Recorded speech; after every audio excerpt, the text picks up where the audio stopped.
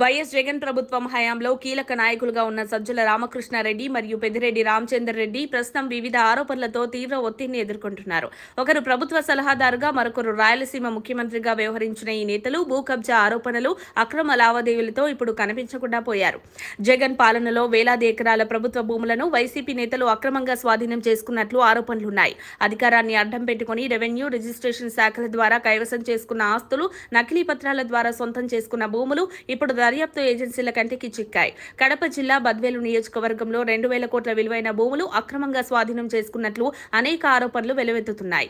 రాజంపేటలో YCP MLA Akipati Amarnath Reddy, అతని కుటుంబ సభ్యులు ప్రభుత్వ భూములను ఆక్రమించినట్లు ఆధారాలతో సహా దొరికిపోయారు. దీనిపై అధికారుల దర్యాప్తు ముమ్మరంగా కొనసాగుతోంది. వైసీపీ హయాంలో సీఎం స్థాయిలో చక్రం తిప్పిన సజ్జల రామకృష్ణారెడ్డి ప్రస్తుతం తనపై నమోదవుతున్న కేసుల భయంతో అజ్ఞాతంలోకి వెళ్లిపోయారని ప్రచారం. గత ప్రభుత్వంలో సజ్జలకు తెలియకుండా ఏ నిర్ణయం ఉండేది కాదని అనేక వర్గాలు చెబుతున్నాయి. ఎన్నికల సమయంలో అభ్యర్థుల ఎంపిక మొదలుకొని వైసీపీ కార్యకలాపాలన్నింటిలోనూ ఆయన కీలక పాత్ర పోషించారని విమర్శలున్నాయి. సినీ నటుడు పోసాని కృష్ణమురళి ఇచ్చిన వివరణలోనూ సజ్జల రామకృష్ణారెడ్డి, ఆయన కుమారుడు భార్గవ్ రెడ్డి పాత్ర ఉందని వెల్లడించారు. సోషల్ మీడియాలో ప్రత్యర్థి పార్టీలపై దుష్ప్రచారం నిర్వహించిన వ్యూహం కూడా సజ్జల ఆదేశాల మేరకేనని పోసాని పోలీసుల విచారణలో చెప్పినట్లు సమాచారం.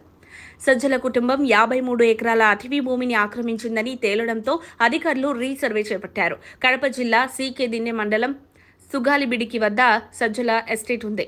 మొత్తం 146 ఎకరాల్లో 55 ఎకరాల అటవీ భూమి అక్రమంగా ఆక్రమించారనే ఆరోపణల మీద విచారణ సాగుతోంది. తనపై అరెస్టు ముప్పు ఉందని భావించిన సజ్జల రామకృష్ణారెడ్డి హైకోర్టును ఆశ్రయించారు. వైసీపీ ఓటమికి సజ్జలే ప్రధాన కారణమని పార్టీలోనూ కొందరు నిందవేస్తున్నారు. ప్రభుత్వ భూముల అక్రమ వ్యవహారాల్లో జగన్ కోటరి అంతా నష్టపోయే పరిస్థితి ఏర్పడింది. జగన్ కుటుంబానికి చెందిన ఇడుపులపాయ ఎస్టేట్లో వాగులు, వంకలు కలిపేసి ప్రభుత్వ భూములను స్వాధీనం చేసుకున్నారన్న ఆరోపణలు ఇప్పుడు హాట్ టాపిక్ గా మారాయి. వీటిపై విచారణ చేపట్టేందుకు ప్రభుత్వం సిద్ధమవుతోంది. మొత్తంగా జగన్ ప్రభుత్వం హయాంలో జరిగిన అక్రమాలు ఇప్పుడు ఒక్కొక్కటిగా వెలుగు చూస్తున్నాయి.